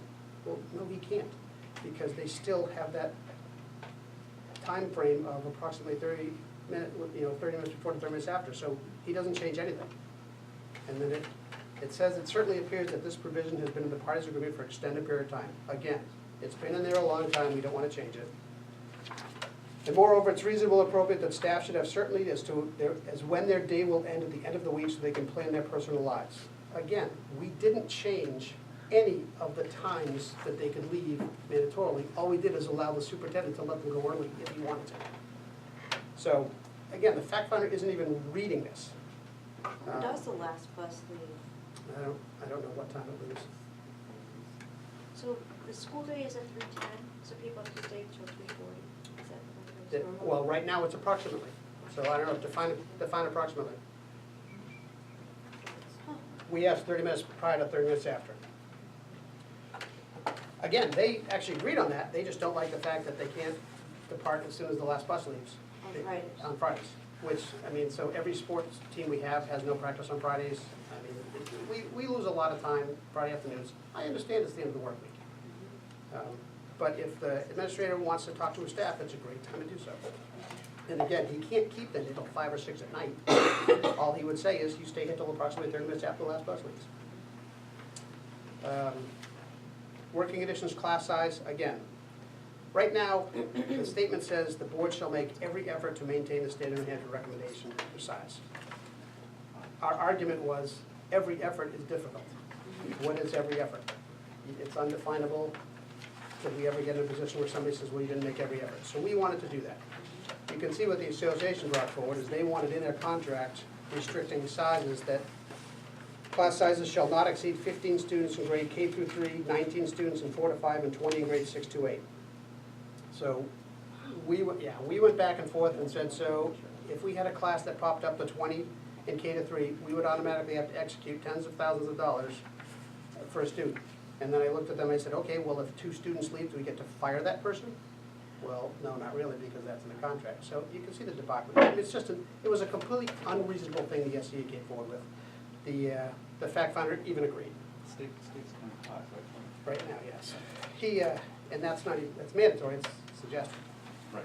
So he even came through and said it's just not even reasonable for what they asked for. But again, he still says that leave the language alone and just make it every effort. And I don't know what every effort is. I mean, if we ever came to a point that we had 26 students and we said, hey, look, we can have anybody come and say, well, you didn't make every effort. So again, contracts should be black and white, no questions, it's guidance for both parties. It shouldn't be up for gray areas, up for interpretation. So he said both of them leave it alone. The next one had to do with the healthcare. He threw out the SEA threw out a number that the health care plan that we both agreed to is gonna save the district almost $20,000. There's no backup documentation for it. I don't know where it came from. But anyway, this was the plan that we both agreed to. So, I don't know why it is in there. We then jumped to, again, an item that they just got completely lost, longevity payments and salary. Longevity's been an issue the entire time, as has pay and salary. So remember, 2 years ago, we made a step 19 and gave him a rate increase. So we tackled this on 2 different ways, understanding that the top of the stack employees, you heard at the town meeting, people standing up saying, the pay scales aren't sustainable. We cannot have those go to the moon. If somebody stays here 40 years, we can't have 40 pay scales. We just can't do it. Eventually, we run into the problem we have right now is half of our staff is at the top. It's stacked heavy, and it's very, very expensive to maintain. So we kind of went through this 2 ways. One being the longevity piece. I still personally, and I've asked the SEA numerous times to get me to understand why we have longevity starting at 12 years. The staff is going absolutely nowhere. There's no reason to pay them more to stay here year 13 on. There's no reason that the step increases already compensate them from step 12 all the way to 19. I don't understand the issue of longevity and paying them to be here. They can't leave. Once a professional staff in the state of New Hampshire passes 5 years, they are granted tenure, meaning they're now protected by all of the tenure laws, all the agreements. Prior to that, they're basically an at-will employee. They can be just let go at the end of the year without anything. But that's in district. So once a professional staff is in our district from 6 years on, they aren't leaving, because in doing so and going to another district, they would give up all of that tenure protection. So for some reason, we're giving staff members, starting at 12 years on, $700 a year to come here to school on top of their salary, which we've already given them staggered increases every year. I don't understand it. We went back and forth, we finally decided that, okay, the staff here is never gonna give that up. It's just not gonna, not only could they not understand why they should get it, but other than they should. But they wouldn't listen to our discussion of, okay, if we're already giving you up to a 6% pay raise the next year for being here, why are we also giving you $700? That's every staff member. So when you're way over the step 12 and most of your staff is over that, it's a significant amount of money. So we sat down with the legal team, Dr. Godomsky and I, and you can see kind of on page 13, we tried to figure out a grandfather clause. Okay, every single employee that is currently here right now maintains the current contract. Everybody hired starting next year and on falls into a second longevity clause where you start this upon completion of the pay scale. Now we're trying to compensate you because we're off the pay scale we have and we can talk then. So they went into this huge tirade about how we were cutting their pay. And we tried to, my professional opinion is no party ever really understood what we were trying to do here. I don't know why they couldn't grasp the concept that every current employee is able to maintain the current pay scale. Any new employee, it starts a new one because it's the only way this town is ever going to reduce the cost of the staff at the school. Change that, and I agree. So if somebody's been here 10 years getting something, okay, so maybe we shouldn't take it away. But if now next year we hire somebody and say, oh, by the way, here's the entire status of you. I know they get this, but you're starting this. If they agree to it, they have no argument. And I certainly don't think they're going to kick the job back for $700 a year. So, and remember, this clause comes into effect 12 years from now. It doesn't even affect us for 12 years. So they turned it down. The fact finder came back. And I don't think he understood it either because he never really addressed it. He continually stated that it was taking money out of the employees' pockets, although for a new employee that got hired under a system, it would never be in their pocket. So I didn't really understand it. Again, I still don't understand why longevity was ever agreed to in any contract. Included in this proposal, you can see a lot of language talking about the salary and the pay scale. Some of this is really where I agreed with the fact finder. So the association's proposal, what they came to us, is they want every salaried employee to get their step plus 2% for each of the years, which is extremely a lot. So some of those step raises are 6%. So that means they were going to get their 6% step, and oh, by the way, the 2% kicks in at that next step. Yeah, that's 2 raises. So it's quite significant, and again, the hourly employees, 30 cents the first year, 35 cents the second year, plus steps. So if you read through this, some of the stuff that really, I'm very happy now to present to the public as to what I've been hearing for years. The association, meaning the SEA, further states that the economy of New Hampshire is doing well and the community can well afford the cost of the association's 2-year proposal. So the Stratford Education Association is very good at spending taxpayer dollars. They talk about what their minimal increases, their salaries are frozen. All of that is because they didn't agree to the contracts we provided. We have proposed a salary increase for every single employee for every proposal we've ever put in their place. They are turning it down because they don't want to have to ask for 2 days off. They don't want to change the longevity clause. It doesn't even going to affect them or anybody for 12 years. They are hanging this up based on contract language that is probably never going to affect them. They talk about the middle range. The association also maintains the overall tax burden for citizens of New Hampshire is among the lowest in the United States. The local property tax rate of Stratford at $21.25 is below the state average of $22.88, and concludes that its 2-year proposal is reasonable and affordable and should be offered. So even after, and again, if you go back to the 9-page submission I did, I went to up to the tax assessor's office and spent a long time talking with them, finding out how many families in Stratford had liens against their property, how the recent assessment was affecting people. And I had a lot of factual numbers that I brought forward saying these are real people that, I still don't know if there were people who lost their homes in November because they were due liens. And according to the town hall, they weren't sure these people were going to be able to make it.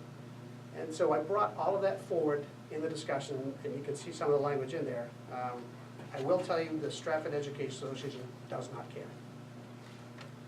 So he gets into the discussion period, and in that huge packet I held up earlier, so you can see they went through Barrington, Deerfield, Epsom, Farmington, Northwood, Nottingham, Pembroke, Rochester, and Stratford. And so they, let's face it, they cherry picked around to find places. You know, we did some more local, they cherry picked around to find numbers that fit them. And again, so what bothers me right on page 18, after all the town numbers, you know, the fact finder, so the person who wrote this, cannot ignore the settlements for other teacher contracts in the region for the time period under consideration. Again, my question to him is, why not? This isn't Pembroke, Rochester, Stratford, what are the other towns? I'm sorry, Deerfield, Epsom, Farmington, Northwood. Hey, you know what, if the teachers think that they're gonna get a better deal over there, go ahead. But you notice that they only compare apples to apples and, you know, in one item. They don't compare benefits packages, they don't compare workday rates, they don't compare step group, they don't compare anything but a snapshot of a number. So if you wanna put all the packages together, that's fine. But there's a reason people don't leave Stratford School to go to other districts. Well, there's two. Number one, we have a great benefit package, we have a great salary scale, and we have a great work environment. And also, they don't want to break their tenure. They're We have not, great families and kids. they're not gonna, so, I mean, they want to argue that somebody on the other side is making more money than them, but they might have different class sizes, they might have, who knows? They never put apples to apples. And he does say that Nottingham teachers did, so they did get another contract. Nottingham, for the first time in I don't know how long, is gonna actually jump Stratford in 2019 by $2,000. Again, he does everything under surrounding communities. He suggested we go for the three-year contract and we have zero in the first one. And I didn't understand that. But on page 20, he writes in the second paragraph, a review of the salary schedules also show that the current salary schedule is certainly competitive with schedules in the region, thus it is not necessary to provide significant increase to the salary schedule. So in that statement, he agrees with the board, stating we shouldn't be adding percentage raises across the board to stepping raises. So what he just said right there is, oh, by the way, your salary step schedule is very competitive with everybody around you. 2 pages prior, he said, well, no, you need to catch up to these other towns. So I don't even understand the madness that went on in this report. He contradicts himself back and forth. Again, I think it's to appease both parties. So he states that our salary schedule is very competitive. He does say that this more must be done to increase the salaries of teachers who reach the top of the salary schedule. So again, the whole first half of this report, he says, well, I don't know why we're changing this order because you agreed to it. And then we come to the salary schedule we agreed to 2 years ago, and he says, well, you've got to do something about the salary schedule you agreed to. I mean, it's just, it's contradictory, it's just insanity, you know, that old statement of, you know, you keep doing the same thing over and over. It doesn't make any sense. So he proposed, so if you notice that the SCA proposed a 2% for each of the 2 years. He proposed a 2% and then 2.5% for the second year, even though he just said that there's certainly competitive. So I don't even understand why he went up 0.5% for the 19s. I did find it interesting, the discussion he had on professional staff increases of going off step, which I didn't know you could do, and we had some discussions there. So we would leave the current 19-step salary scale, and then anybody who 19 and above can now come, we don't make a step 20, 21, blah, blah, blah. We can determine each year a rate increase. So he's saying 2% the first year and 2.5% the second year.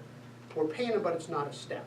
And I thought that was, I didn't really understand that whole process, because then how do you keep track of that? It sounds to me like a business administrative nightmare, but now we have people off of the step scale. They're step 19 plus 2, step 19 plus 3, and that to me seemed like it was better for the board. So then he wanted to, for the hourly wage rate, same thing, but his suggestion was, and for both sides, is so we have 19 step scale. His suggestion is we terminate the step 1 pay scale, shift everything up. And I find that interesting because the factual information I presented is that Stratford has one of the highest starting pays in the state. So he wants to take one of the highest salaries, starting salaries in the state, and then move it even higher. Didn't really understand the purpose of that. We're only have 18 steps then? You would get rid of the top? You would get rid of the first step, and then you would have 19 plus. I didn't, again. So he talked about modifying this scale. I completely disagree with that. Again, so that was the whole pay mess, which I still don't really, it should be very simple. I don't understand the problem. The next Article 12, paragraph G, the hiring above the step. So we came to them and said, so right now, the current CBA says that the board retains the right to engage a new professional employee above step in the salary schedule in emergency. We wanted to strike out the word professional because the paraprofessionals are in the step scales also, and we should be able to do that. The SEA, which continues to tell us that they have to take care of the paraprofessionals because they're their friends, turned that down. And they don't want that to happen. And again, I don't understand the people that I've been talking with for 4 years. I just looked at them and said, why would you, how you sit at the table and say, well, we have to take care of the paraprofessionals, and then say, well, we don't want to change the wording in that language, which only helps the paraprofessionals. And it doesn't hurt the professionals. I mean, all it does is, it adds the paraprofessionals to the process of selection. Again, I started this by saying I think the SEA is completely incompetent, and I will continue that statement. Clarify what you mean by SEA, Brian. Stratford The Education. distinction between that Yeah, and no, the it's, teachers. no, it's the Stratford I'm talking the An union. entity. I have never sat for 4 years at a table with a teacher. I have sat with a union representative and their staff. So the association opposes the board's proposal to retain the current provision. The fact finder or the board couldn't understand why. So the fact finder said, well, no, he even states there's no good reason why this managerial right should not also extend to paraprofessionals.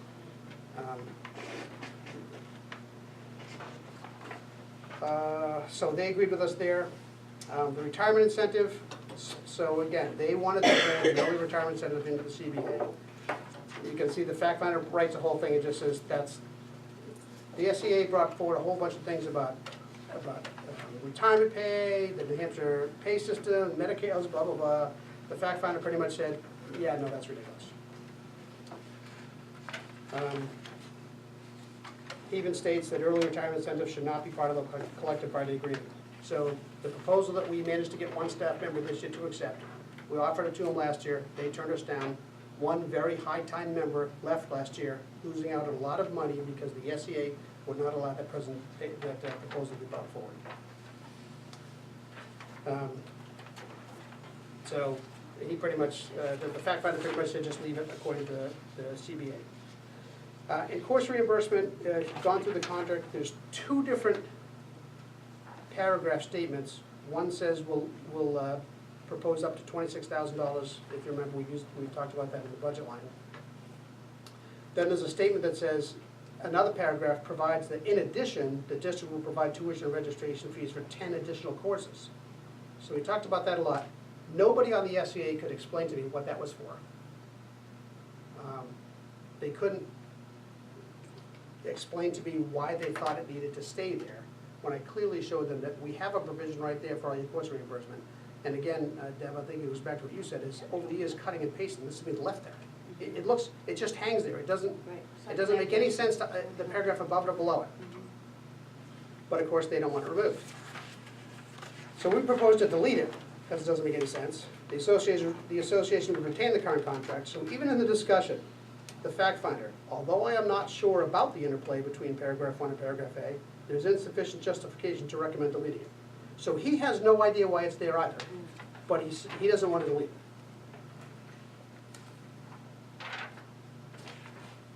Sick leave reimbursement, there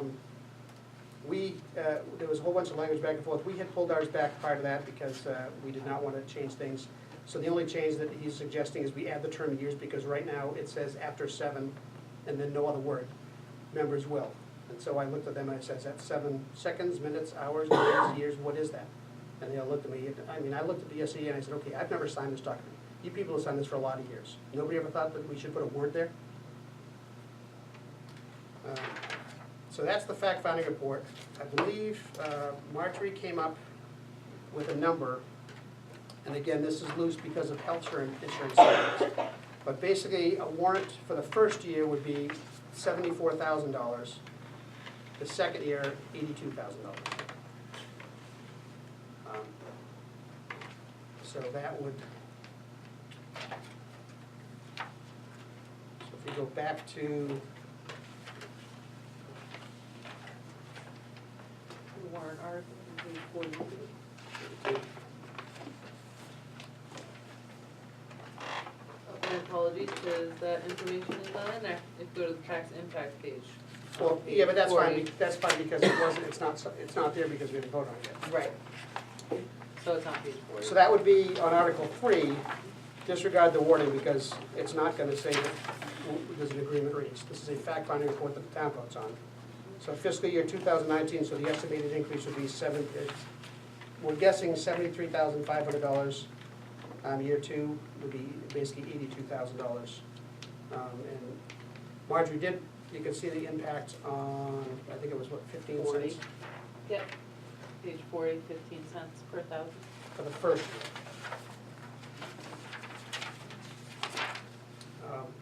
So again, this report, and I just hit the highlights. Again, there's a lot of supporting documentation back and forth. So throughout this whole process, I've talked to a lot of people about, the negotiation process. And, I kept hearing that, well, in order to get the unions to agree to anything, you have to give them something. And I had a long discussion with Peter Phillips and Dr. Domsky and some other board members from other towns I know. And I guess I don't understand that policy because right now, the board controls this. We are in the driver's seat. And my opinion is, if they don't want to concede, I guess I don't want to use concede, if they don't want to agree to the terms that we're presenting, they can continue to not get pay raises, or they can leave and go somewhere else. I guess I don't understand this whole concept of keeping up with the Joneses, that we have to pump all this money into a bad document, or give them a bunch of money so that, yes, here, we'll give you, $74,000, but now, but only if you agree to ask your boss for a day off.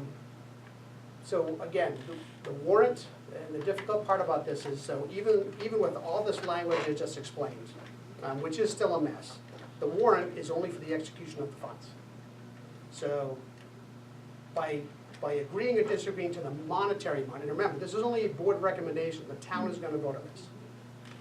But by agreeing or disagreeing to the money, that still doesn't have any effect whatsoever on the language. So the town could say, yes, go ahead and we agree for the $74,000. It's still up to the board to get the language fixed. So we could be given the money and we could never execute it until they agree to change it, which as Peter Phillips tells me, he says school boards get a lot of pressure from the taxpayer if that happens because the money's been executed. My personal opinion is because most of the time the average taxpayer does not understand this whole process. They don't understand what we're trying to do. Let's face it, every one of us knows that the parents going in the classroom and picking up their kids are hearing things from the staff that are not true and are not factual. I know because it comes back to me. I have a question, Brian. I remember when we decided we were going to the fact finder, or it was agreed upon or forced on, however it was. It's the process brings it to. process, Well, okay. well, the SEA wanted to do that. Okay. So because they did, we did. All right. When we found the fact finder, he had an illness or something. Yeah. And so he couldn't meet face to face with either group, which Correct. is normally occurs. Well, there's two ways, but the more popular one is he sits down with it, and so that, like I said, that's why we both submitted a report, and then we submitted a reply brief with any corrections. Now, I will state that the SEA, the only reply brief the SEA stated was apologizing for having all factual information. They found nothing wrong with the board information that was presented. I guess where I'm going with this is, I wonder if it would have come out differently if you would have been able to have two groups with the fact finder talking together, because I think doing it like this, really things may not have been clear. My personal opinion, so you've sat in negotiation with me, Carol has sat there. We have clear, I mean, honestly, there has never been anything besides factual information from the board side presented. And you're not, so you're not talking to teachers. Only 2 members of the 6-panel SEA are from the town of Stratford. Right. So one member is the NEA-NH representative, who they hand the entire process off to. They pretty much wash their hands of it. He does all the speaking. And here's a person who has no idea, who lives in our town, who goes to our school, nothing.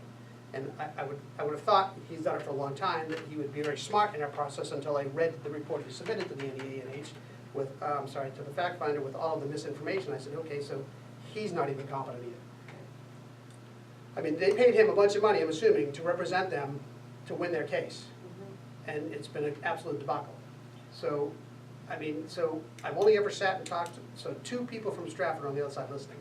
The other 3 members of this SEA flat out do not care because it's not, no, they have no skin in the game.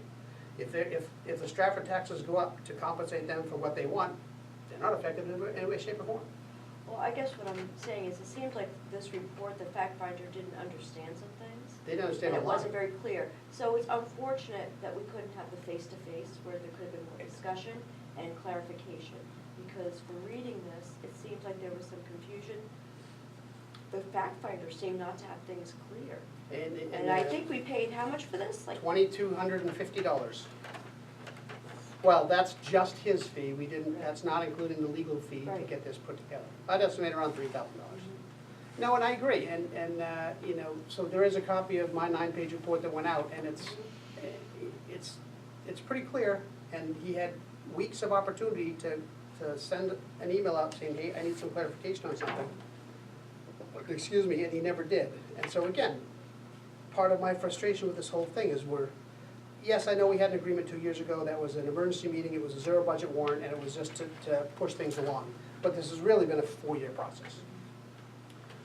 And my personal opinion is, a lot of the SEA members have no idea what's going on. They've handed it off to a union representative who just fumbles his way by, and again, he has no skin in the game. Whether he wins or loses, he gets paid. My personal opinion is his whole entire process is to just delay this until the town finally throws up its hands and says, oh my gosh, we've had enough, just move it along. And, I mean, thankfully, so far, we have been unwilling to do so. And I feel badly because we do have staff members who have not gotten their step rate increases as they go. It also hurts us, and you heard Mr. Rudy talk about it. So he hires a paraprofessional who's a B7. Well, we can't hire at that because the CBA doesn't allow anybody coming in higher than a step. So we have to tell them, well, okay, we'd love to hire you, but we can only bring you in at this level because the contract restricts us from hiring you where you should be because the person in that position hasn't gotten it. is that what just happened? Why we had to hire that person at the B6? Yeah. So this is what just happened with Northwood, if you didn't know, is so they went through 4 years of contract negotiations, and most of their staff is 4 steps behind. This year, in the new contract, the negotiating team agreed to remove that and grandfather it, so that any new hire now comes in at their normal rate. So if a new member coming in from out of town now gets paid more than a Northwood teacher who's been there for many years because that restriction's gone. A lot of the Northwood teachers are very unhappy with the agreement that was made. Again, there's so many things in the CBA that I know they feel that it helps them, but they don't understand how much it hurts them. Because my personal opinion is they don't understand it. They do not understand what's in that document. They feel that they have all of these protections written into those 22 pages, and in reality, it handcuffs them at every step and turn, and for just this reason. Okay, you don't agree with that? I have no problem stating I don't really feel bad if we never have another rate increase in Stratford. If you don't like it here, there's plenty of opportunities around here. We will fill the school with great teachers. They're out there. We've done it every time. I would love to get this cleaned up. They're all very smart people. Again, I will tell the board, I have sat across the table from, yes, I know that they're all educators. I know they have a lot of degrees. I look at them and I just show them and I said, how do you not, does this not make sense to you? And every one of them just gives me the blank look and they look at the union negotiator. Every time one of them starts talking, he looks at them and makes them stop. I have a question. Last year, you and Norm were on the negotiating committee, and you offered the SEA a pretty good offer. What was that? How much was that going to cost us? And what's the difference between that offer and what the fact finder is saying? So we offered them very close to what the fact finder said. So we said everybody gets their normal step, all the step salary employee, all the step employees, so 18 and below, everybody moves up a step. Anybody at step 9 and above gets $500, a $500 raise for each of the years. So they felt that that wasn't enough money. And I said, well, there's a lot of people that don't get pay raises. And I told them, I looked at them and I said, I haven't gotten a pay raise for my company in 3 years. I'm a salaried employee, my company and says, here's your salary, you know, this year we don't have money, this, and I say, okay, thank you. I don't say, well, I'm not coming to work, or no, you have to give me this. So, I mean, and again, you know, going back to the contract language. So, the great bus incident of 2017, but what really a lot of people don't know is that a line, you know, when people say that, well, what does all this matter? Northwood in that contract has a statement saying that the CBA covered employees are told their working hours in April.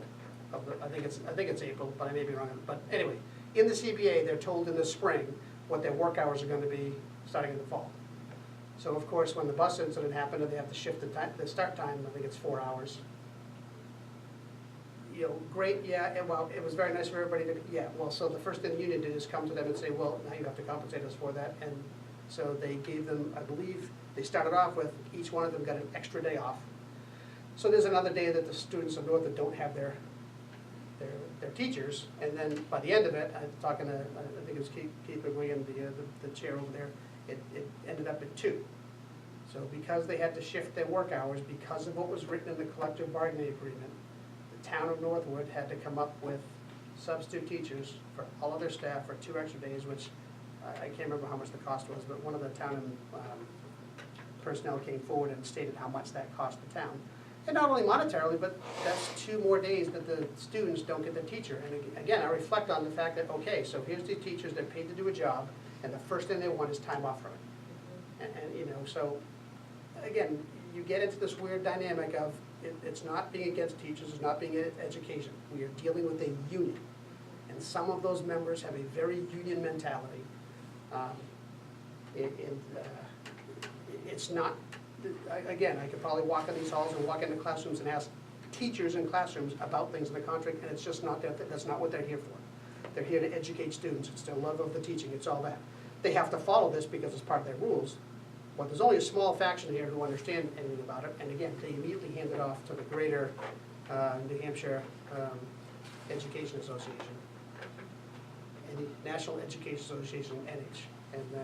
And that's who the board has been dealing with for all these years. We're not dealing with classroom teachers at Stratford. I know they're stuck under it, and the paraprofessors also, but that's not the deal. So anyway,